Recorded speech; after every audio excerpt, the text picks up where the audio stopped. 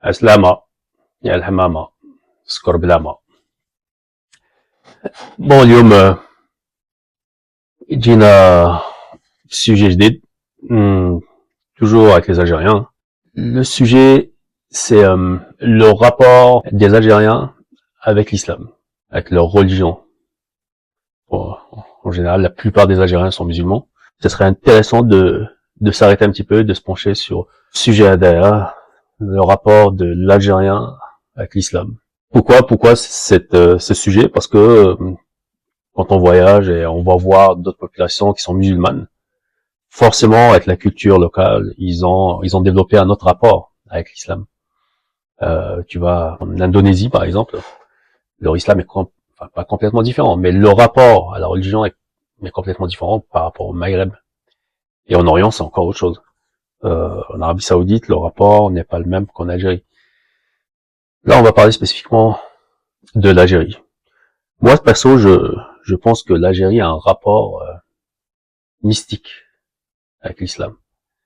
Donc, à partir du moment où c'est un rapport mystique, l'Algérien, quelque part, a compris le sens de cette religion, puisque il a vécu, il la vivait vraiment de l'intérieur, et ça régissait carrément sa vie. Donc, il la vivait sans s'en rendre compte. À partir du moment où tu nais dans cette société, tu vis à travers l'islam. Ta spiritualité, ton mysticisme est construit à travers l'islam.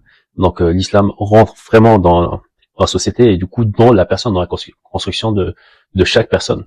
Après, malheureusement, il y a eu la période qu'on connaît tous, un peu noire, mais ça c'était politique. Maintenant avec le recul, on le sait. Mais quand on regarde nos pères, nos grands-pères, nos arrière-grands-pères, ils vivaient ce rapport sans avoir d'instruction. Ils vivaient ce rapport avec l'islam qui était vrai, en fait, qui était sincère, avec Nia.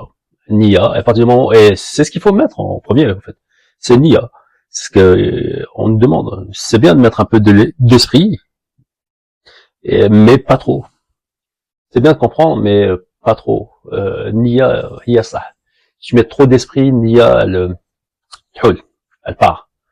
Donc, mais eux, ils étaient à 100% dans l'esprit de l'islam. Et Jabal Arbi, ils l'ont plus compris que nous. Et pire, ils l'ont compris sans savoir qu'ils l'ont compris. C'est ça qui est fou. Donc, ils le vivaient vraiment, ils vivaient, c'était une philosophie de vie, sans le savoir. Et quelque part, ils étaient guidés, et c'était beau, en fait. C'était beau à voir. Et eux, en même temps, ils réalisaient même pas. Bah, ils étaient bénis, quelque part.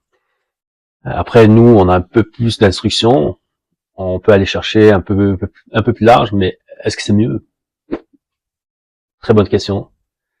Parce qu'en vrai, la spiritualité, c'est le côté mystique qui est le plus important. Tout ce qui est dogmatique, ouais, c'est bien, ça entretient, mais si on garde que le dogmatique, c'est vidé de sa substance. Comme on voit maintenant certains émigrés en France, puisque je parle de ça parce que je suis en France, où ils ont tout ce qui est dogme, mais c'est vidé de sa spiritualité. Il peut vendre du shit et mettre des éléments de langage, voilà, astaghfirullah, et ainsi de suite, vous connaissez.